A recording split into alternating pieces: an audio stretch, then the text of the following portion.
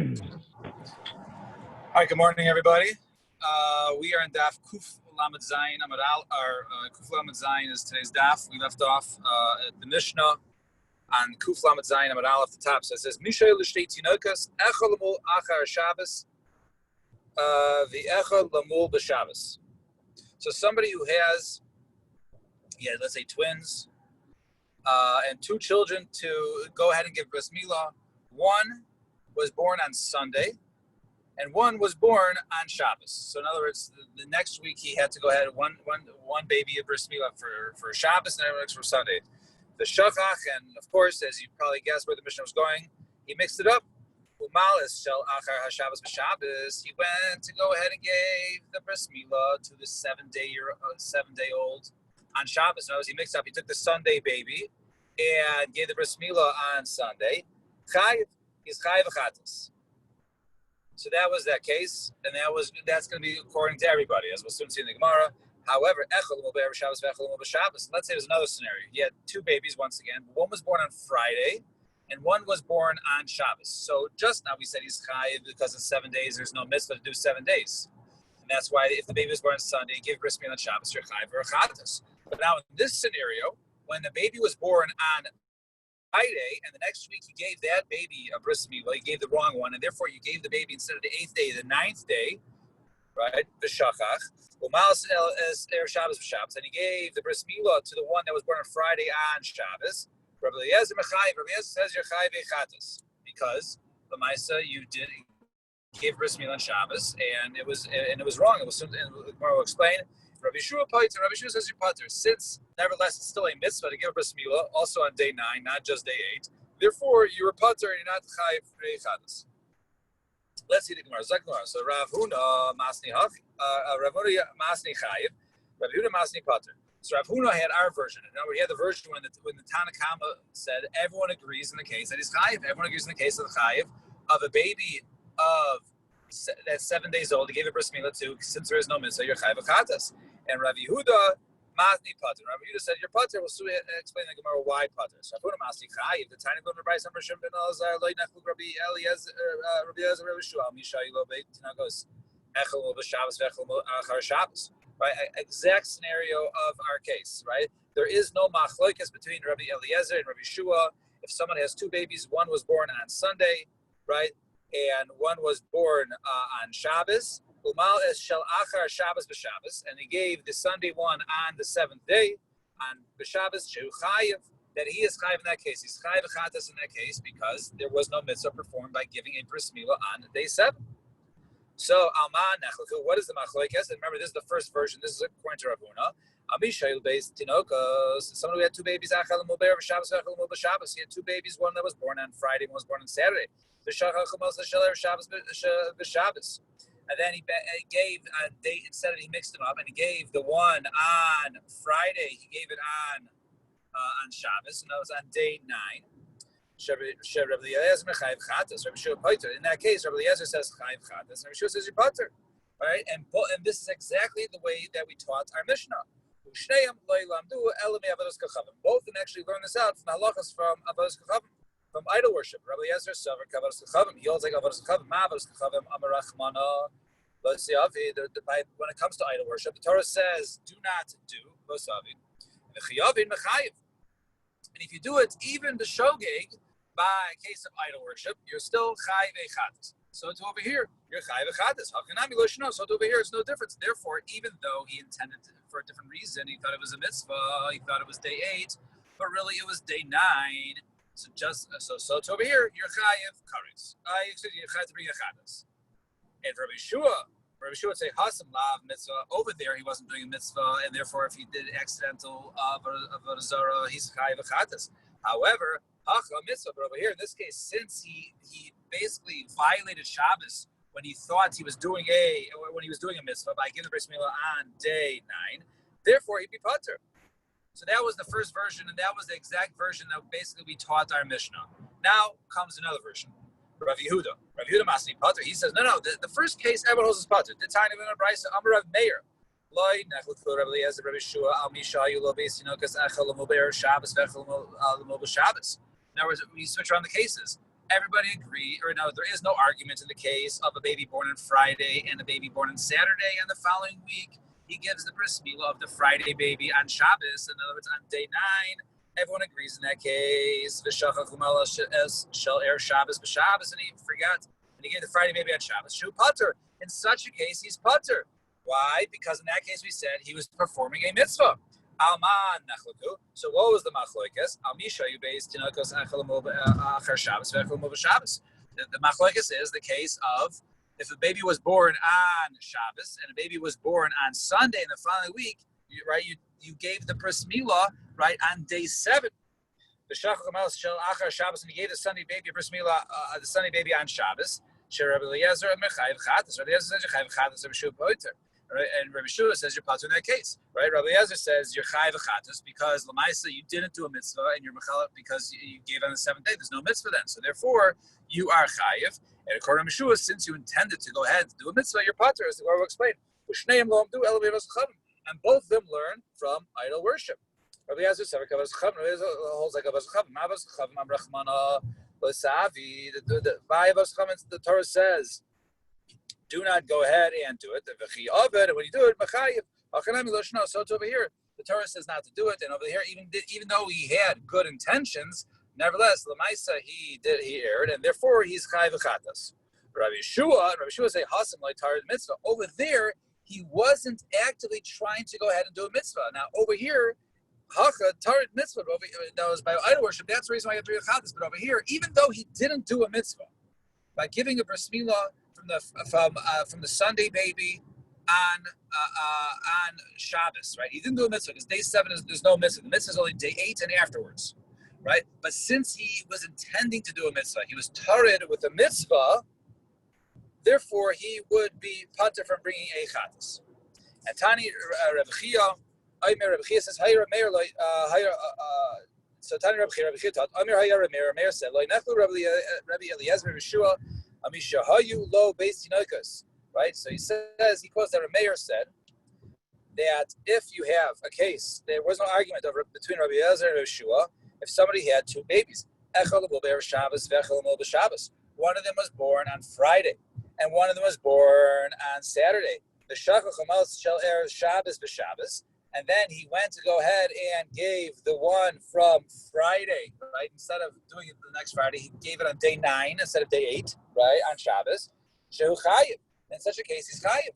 So al ma nechlaku. So what is the machlokes? Al mishahayu lo beis tinokos. A person had 2 babies. Echel mo achar Shabbos. One to go ahead. One of them was for Sunday. Echel mo Shabbos. The other one was Saturday. V'shachal mo achar Shabbos b'Shabbos. And over there, but he gave the bris milah, the one achar Shabbos, right? In other words, he gave the Sunday baby on day 7. Rabbi Eliezer mechayev chatas, and over there, Rabbi Eliezer is chayev chatas. Rabbi Yeshua pater, and Rabbi Yeshua says pater in this case. So over here, right, we're talking about a case that Rabbi Eliezer says you're chayev chatas because he gave the Sunday baby, right, on day 7, and therefore it's chayev chatas. And Rabbi Yeshua says pater. So Gemara says, Hashta Rabbi Shua seifa de lekavin mitzvah poter, reisha de kavin mitzvah mechayiv. I understand. According to this, you just said kuli alma. Everybody agrees, right? That everybody agrees in the case that if he went the other way when he didn't do a mitzvah, right? That if he gave a Friday baby on Shabbos, okay, where he actually did a baby on day 9. So over there he's chayiv chatas. So over there, he's chayiv, even though he actually did a mitzvah by giving a bris milah on day 9. So why over here, if he thought he was doing a mitzvah on day 7, he'd be pater? You would think the opposite. You would think if he actually did a mitzvah, that's the reason to say he's pater for bringing a chatas. But over here, it's opposite. You're saying if he thought he was doing a mitzvah, in other words, but he wasn't because it was only day 7, he's pater. But if he actually did a mitzvah on day 9, he'd be chayiv. It doesn't make any sense. So Gemara says, what is it? The question, when you look at the mitzvah in general, is the timing so crucial? In other words, I don't mean after, the before. Zrizim makdimim, Does Right. that implement? Right. So I don't mean right. after. I'm talking So about it's prior. only right. So if you do it, there is no mitzvah, right? According to here, there is no. Now, a person's tiered to the mitzvah; he's involved in the mitzvah, but there is zero mitzvah to give a bris milah on days before day 8. There's never a reason. There's no mitzvah there. After once it's because the Torah says on the 8th day you go ahead and you do right, you give bris milah. So therefore, on the 8th day you're supposed to give a bris milah. And then if on the 9th day, if you didn't do it on the 8th day, then there's still a mitzvah to do it. And 10th day, there's still a mitzvah. But there is no mitzvah before. In other words, the mitzvah only starts at the time of 8 days. But if you do it before, there is no mitzvah. So the question is, how can you say it? So we're back to the Gemara. So now, in the case of the Reisha, the reason why is because, now remember, on Friday, he didn't give the Friday one, but what did he do? He gave the Shabbos one, right? He gave the baby, the one who was supposed to have a bris milah on Shabbos. So he gave that baby, right? He gave that baby a bris milah. Because once he gave the Saturday baby the bris on Shabbos, now this Shabbos was not, once he did that bris milah, now there was no longer a mitzvah to give a bris milah on Shabbos. This Shabbos was not supposed to be, being mechalel. There's also supposed to be no chilul on the Shabbos. So if that's the case, right, that's the reason why he be chayav chatas, because that case, it wasn't meant to be a chilul Shabbos, because once he gave the Shabbos baby, right, already a bris milah the day before, all of a sudden he lost the mitzvah. So this Shabbos wasn't supposed to be violated at all, and therefore by doing the mitzvah, i.e. by giving the bris milah on day 9, that was a violation. That's why it was a chatas. Right? So Seifa needs the Shabbos lichos, but in the Seifa, when we're talking about the Sunday baby, in other words, and he gave one on day 7, and the other one, the baby that was born the previous Shabbos, was not given a bris milah yet. Therefore, he wouldn't be able to go ahead, and he was supposed to be mechal Shabbos, and since that Shabbos was supposed to be violated with the other baby, and that's the reason why he's pater, because there was still supposed to be a mitzvah on that Shabbos to violate that Shabbos. That's why that Shabbos one is pater. And I'm going to Rav Kahanis. The Reisha Nami needs the Shabbos lidchos. What do you mean? The Reisha also, the Shabbos was supposed to be doicha legabi tinagas diyama regarding other babies. Who said just by him? Every Shabbos is fit for chilul Shabbos. So why do you say he's automatically chayiv? Because he didn't have a baby that was supposed to have a bris milah on that Shabbos. There was 1,000 other babies that was born the Saturday before. So this Shabbos is meant to be violated just by other babies. So our answer is no. The high government, but when it comes to other, this individual, he didn't have any bris milahs to give, and since he didn't have bris milahs to give, therefore that's the reason why, since there was no mitzvah upon him to give a bris milah on Saturday anymore, because he basically gave the Saturday baby a bris milah on the day before. So therefore, that's the reason why he would be chayiv in this case. Fine. Mishnah. Mishnah says, Koten shenimo l'shmona l'tisha l'yasara l'yachadasar l'yudbeis l'yipachas l'yaser. There are times l'chatchila where a baby is supposed to be given a bris milah on day 8, day 9, day 10, day 11, day 12. Not earlier and not later. Okay, so how so? Kadarko l'shmona. If it's, in other words, a normal baby is born on a Wednesday, or it's the next Wednesday, 8 days, right? If a baby's born on Saturday, it's the next Saturday, 8 days. No la beina shmashos. Let's say a baby was born on beina shmashos, right? Let's say a baby was born right before beina shmashos during the week, on a Tuesday and a Wednesday, okay? We don't know which day it is. So do we go ahead and give it, or knows it's, Tuesday at dusk, right? So do we give it on Tuesday because maybe the baby was born on Tuesday, or do you give it Wednesday? So you wait the extra day, because worst case scenario, because it's either going to be on day 8 or you don't want it to be day 7. So you can't give it Tuesday, because if the baby was born really Wednesday and you give it on Tuesday, all of a sudden you gave on, it was day 7. So therefore you have to get it on Wednesday. But if the baby was really born on Tuesday, then it turns out that which you gave a bris milah on Wednesday is day 9. But this is lechatchila, you give 9 because it was bein hashmashos, was a suffix. Now nimalates, then in that case he gives a bris milah for on the 9th day. Bein hashmashos erev Shabbos, but let's say the bein hashmashos is now on Friday night into Saturday. You don't know. So when do you go ahead and give it? Nimo le'asar, you give it on the 10th day. Why? Because if it turns out that since it's a suffix, right, you can't go ahead and do it on Friday because perhaps the baby was born on Saturday, and therefore you're giving bris milah on day 7. And you can't go ahead and give it on Shabbos because perhaps the baby was born on Friday and Shabbos is day 9, and day 9 is not Doicha Shabbos. So therefore, the halach is you wait till day 10 on Sunday.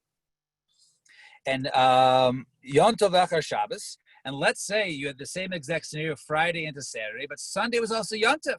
So once again, Bris Milah Shelo Bizmano is not Doicha Shabbos, and therefore Nimo Le'acharos, therefore you would end up giving the baby a Bris Milah on Monday, which would potentially be day 11 of the baby.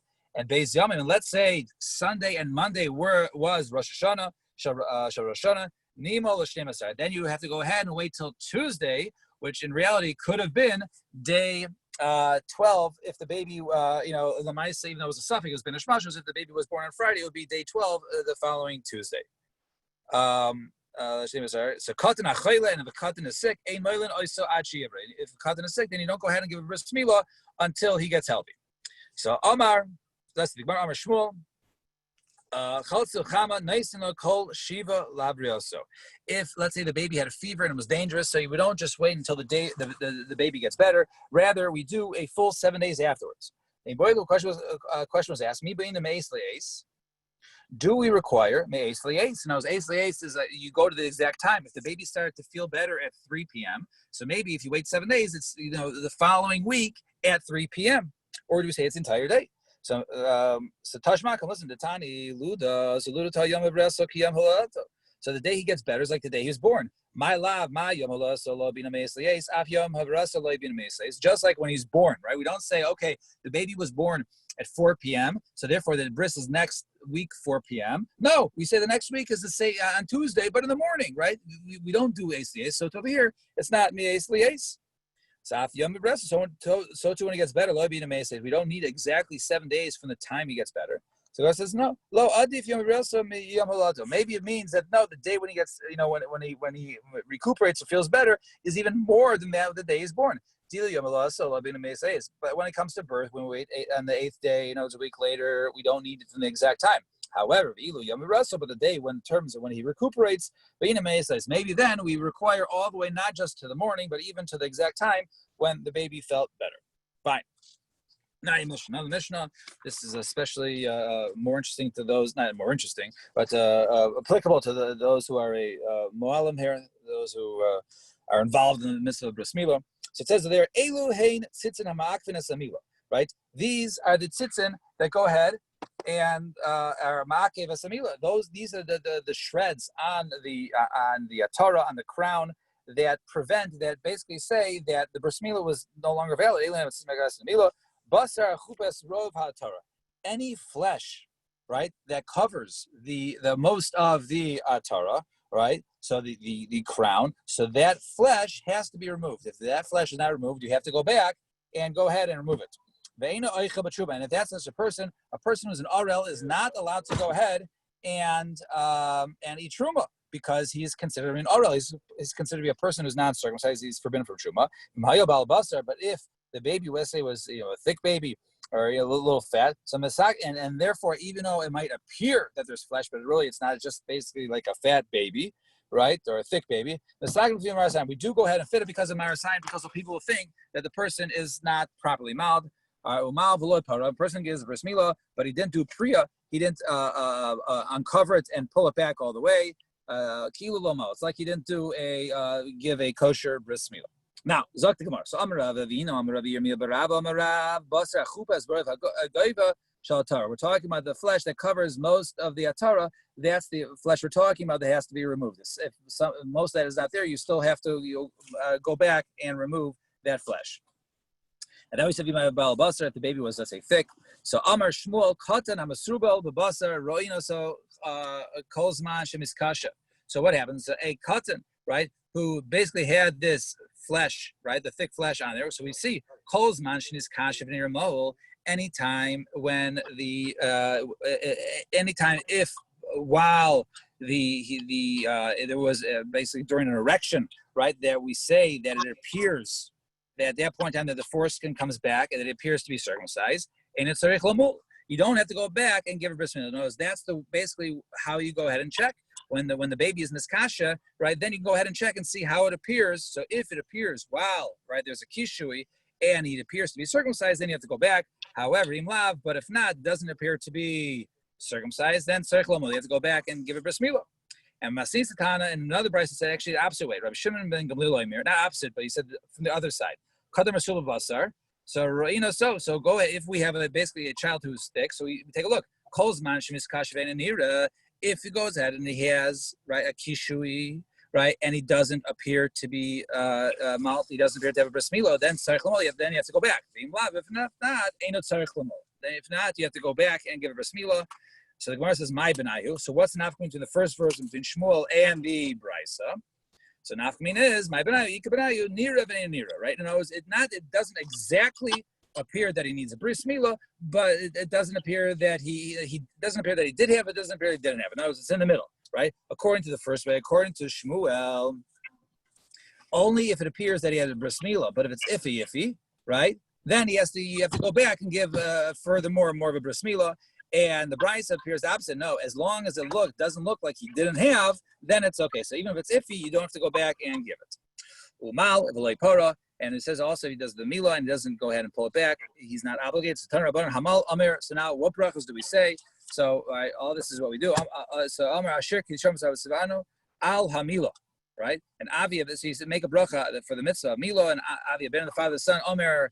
Asher Kiddushan v'Sav Tzivanu Lachnisa Brisa Shalav and Ravino, right? That you brought us into the bris of Ravino. And the people who stand around say Shem Shenichlas the bris Kachi Yikanes the Torah Chuppah Ma'asim Tovim. Just like you enter into the bris, so too you should enter into Torah Chuppah Ma'asim Tovim. The person who's making bracha, which we say afterwards, Asher Kiddush Yidid Beten, right? That he sanctified the child from the stomach. Chayk B'Shara. It says over there, and he placed the sham, and the I guess it's in the flesh over there. In other words, the marking. Basically, we make a mark in the flesh, i.e., the bris milah. That says and it should be all his children should be signed or have the chasima with a sign of a bris kodesh. Al came b'schar zos kel chai chelkenu. Because of this, Hashem, this should be our portion. Savi lahatzil yedidus shereinu mishachas, that to go ahead and to command that our flesh from being destroyed. Laman brisa shirsham v'sareinu, in order that there be a covenant, right, with our flesh. Baruch atah Hashem kareisa bris. Bless Hashem that He made this bris. In other words, that basically this is the unique bracha that we make. That's some sort of mitzvah on the body, and therefore this bracha was made. That basically our covenant is sealed in flesh. And Amalas Gerim, one who goes ahead and gives a bris milah to Gerim, to a person who's converting, as we mentioned, a person's converting is required to have a bris milah. So he says, Baruch Hashem, Elkeinu melech haolam, Asher kisham v'tzivanu al milah, making bracha al hamilah, v'mavarech aimer, and the person makes the bracha says, Asher kidishon v'sav v'tzivanu lamul es hagerim, the one who is going ahead. And the basin around there, it says you can go ahead, make a bracha of to go ahead and give a bris milah to gerim lahatif men dam bris, and the one who goes and also to take blood from them shemle dam bris leis kama shamayim ba'aretz. Because if it wasn't for the fact that there was blood, the blood of covenant, then the heavens and the earth would not have been created. Shnamar, as the pasuk says, right? Im lo brisi yoimam v'laylo chuko shamayim ba'aretz leis samti. Right? If it wasn't for my covenant, my bris. No, it's not just the covenant, but even the covenant of the bris milah. Then there would be no shem v'aretz. Baruch atah Hashem karei sabris. Right? Blessed you Hashem who made this covenant. And hamalas avodim, and similarly an eved, in order to get him to be b'chayv in all the mitzvahs, also he gets a bris milah. And one who goes ahead and gives a bris milah to his eved, aimer asher kidisham v'tzivanu alamila, makes the regular bracha alamila. And v'mavarach, those standing over there, i.e. maybe the owner, and those are around witnessing, it says Asher Kidisham B'Savasivanu Lamulas Avadim. Go ahead and give we give the bris milah to the avadim, l'hativem dam bris, and to take from the bris, the dam bris, the blood of covenant. By shimulei dam bris, chuka shemayim v'aretz lo zizkayim. Because if it wasn't for this blood, then the shemayim v'aretz would not be miskayim. And Shenamar, as the pasuk says, "Im lo brisi yom v'layla chuka shemayim v'aretz lo samti." Same pasuk as there before. If it wasn't for the bris, the blood, the covenant, then there would be no shemayim v'aretz. Baruch atah Hashem karei sabris. Blessed be Hashem, who is basically created this bris, and Hadran Alach Rabbi Eliezer Demila. We shall return to Ezra Mila. Please put Mayor and the Cansteins on permanent mute, as we will now. Mazel tov, everybody. As now we will continue with the next Mishnah. Mishnah says, Rabbi Eliezer, Omer, Toilinas and Mishmeres, B'yontif. Now we're completely changing the topic. We're going now back to Hilchos Shabbos. So we're talking about straining. So it says, Toilinas and Mishmeres. You're allowed to go ahead and put up a strainer on Yontif, right? We're soon going to see that perhaps it could be an issue of Baina, building some sort of oihel, right? Some sort of temporary structure. The Noisin Litliya B'Shabbos. And you're allowed to go ahead and use a strainer. They used to use a strainer for wine, right? Perhaps it's a question of boirer. So Rabbi Eliezer says you're allowed to go ahead and use it on Shabbos. He says you can't go ahead and put a strainer, right? You can't put it on Shabbos because it's on Yontif, and certainly not Shabbos because it is an issue of boina, and you can't building an OLRI, and you can't use it on Shabbos. But you can go ahead and use a strainer on Yontif. So let's see the Gemara. Sahashta Rabbi Eliezer Asufi Oil Arai Le Misafinon. I understand. We learned earlier, as we'll soon see, Rabbi Eliezer holds that you can't make an Oil Arai. So why, right? In other words, he's saying over here that you're allowed to go Oil Arai, but we saw earlier that one is not even allowed to go ahead and add on to an Ohel. So how could he holds you can't add on to an Ohel? How is he allowed to say you're allowed to put up a strainer? You're allowed to make an Ohel in itself.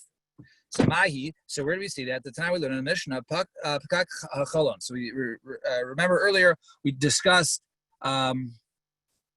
window shutters, right? Window shutters that were connected right to the house, and they used to go ahead and put them back into the windows to close it up, and it's similar to bona. So when they're hanging, it's tied to the house, and it's hanging, and it was a short rope. Then you're allowed to go ahead and put it back up. But if not, you can't go ahead and put it back because it looks like you're building onto the house. The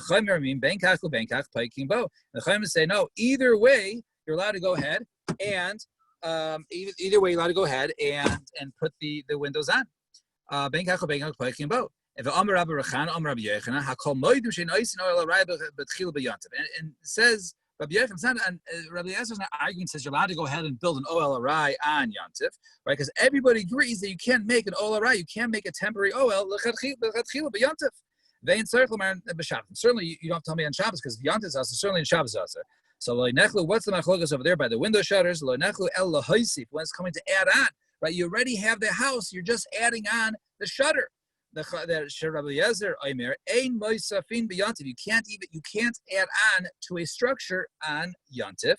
Vein Tzarich L'Mar Shabbos, and certainly you're not allowed to do it on Shabbos. The Chachamim say no. Moisafin B'Shabbos Vein Tzarich L'Mar B'Yontif. You're allowed to go ahead and add on to Shabbos, and certainly you can add on to Yontif. So what do you see over there? You see Rabbi Eliezer Asers adding on to Yontif. So if he holds adding on to Yontif as Aser, how could he possibly say you're allowed to go ahead and put up a strainer to make an OL, right? It's not just adding, it's making, right? Making is even worse. So Rabbi Eliezer said like Rabbi Yehuda. No, Rabbi Eliezer actually holds like Rabbi Yehuda. The Tanya ain't ben Yontif l'Shabbos el oichel nefesh bilvad. Right? Normally, the only difference between Shabbos and Yontif is oichel nefesh, something which you need for meals. That's the only difference. However, Rabbi Yehuda matir af machshiri oichel nefesh. Not only oichel nefesh, if I need to cook, so I'm going to eat the food, then that. But even the preparations, if the one is Chil Shabbos, the preparations are permitted. So therefore, what would Rabbi Yehuda say? In this case, you're preparing by putting up the strainer, by building the strainer, by making this ohel arai, right? That's part of machshirei oichel nefesh. And according to Rabbi Yehuda, machshirei oichel nefesh is mutter.